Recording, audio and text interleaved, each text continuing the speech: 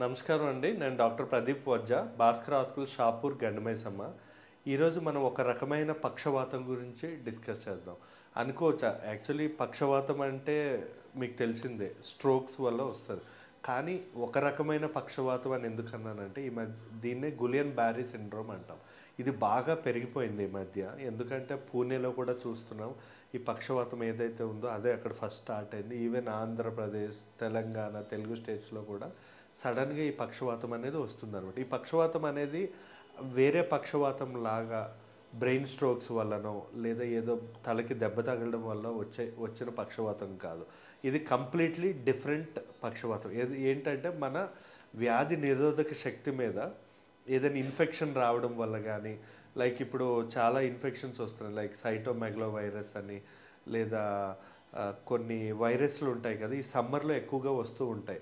ఆ chicken pox కానీ లేదా కోవిడ్ వైరస్ కానీ, ఈ వ్యాక్సినేషన్స్ తర్వాత ఈ కేసెస్ అనేవి బాగా ఎక్కువగా అవ్వడం అనేది జరుగుతుందన్నమాట.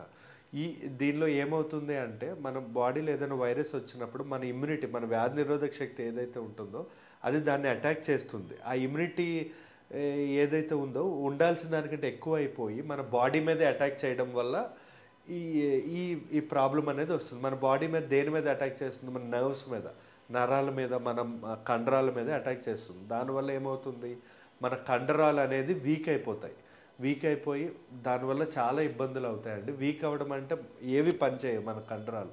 మామూలుగా పెరాలసిస్ కానీ ఈ పక్షవాతంలో ఏమవుతుంది అంటే ఏదో ఒక సైడ్ ఎఫెక్ట్ అవుతుంది, కానీ దీనిలో అలా కాదు, మొత్తం కంప్లీట్ బాడీ అనేది అటాక్ అవుతుంది. అంటే మన చేతులు లేపలేం, కాళ్ళు లేపలేం, ఈవెన్ కండరాలు అటాక్ అయ్యి మనం ఊపిరి తీసుకోవడం కూడా తీసుకోలేం, అంటే ఊపిరి కూడా పీల్చుకోలేం. దానివల్ల ఏమవుతుంది, ఈవెన్ మనం కొలాప్స్ అయ్యి వెంటిలేటర్ అవసరం పడుతుంది. అంటే మన ఊపిరితిత్తులు కూడా పనిచేయవు, లోపల బాడీలో ప్రతి ఆర్గాన్ కూడా పనిచేయడం అనేది ఆగిపోతుంది అనమాట. సో ఇది అంత డేంజర్. కొన్నిసార్లు ఇది మనం ట్రీట్మెంట్ ఇవ్వకపోతే ప్రాణానికే ప్రమాదం అయ్యే అవకాశాలు ఉంటాయి వెంటిలేటర్ మీదకి వెళ్ళి.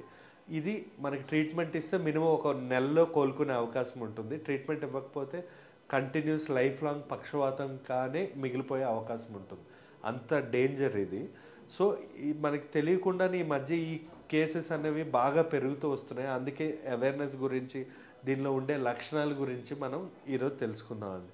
ఈ గులియన్ బ్యారీ సిండ్రోమ్, ఈ పక్షవాతం ఏదైతే ఉందో దీనిలో కనబడే లక్షణాలు ఏంటంటే, చేతులు కాళ్ళు జలధరించడం, కంప్లీట్ బాడీ వీక్నెస్, అంటే లేవడానికి కూడా అవ్వదు, మజిల్స్ బాగా నొప్పి రావడం అనేది జరుగుతుంది. దీనిలో ఏంటంటే మన యూరిన్ కూడా వెళ్ళలేం, అంటే యూరిన్ బ్లేడర్ మజిల్ కూడా వీక్ అయిపోతుంది. ఈవెన్ మోషన్ కూడా వెళ్ళలేం.